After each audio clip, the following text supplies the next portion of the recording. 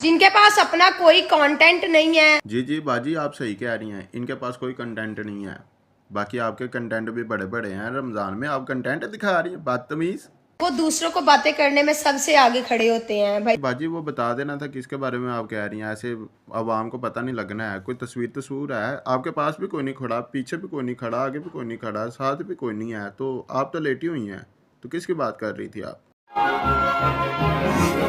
भाई साहब शर्म करो, थोड़ा सा अपने गिरेबान में झांक लो, देख लो कि क्या चल रहा है। बाजी शर्म मुझे भी बड़ी आ रही है, बाकी मैं अपने गिरेबान में देख लिया, 1 मिनट में बटन खोल के देखता हूँ, कुछ भी नहीं है। मैंने तो नीचे बनैन भी नहीं पहनी है बाजी। बाकी आपके जो गिरेबान है ना, उसमें कुछ चीज़ है, वो क्या है दिख नहीं रही है बाजी। पाकिस्तानी अवाम रोज़ा रख के पूरी जद्दोजहद कर रही है कि आपके गिरेबान में भी देख ले, क्या है, कहाँ पे है यार, दिखाई क्यों नहीं दे रही?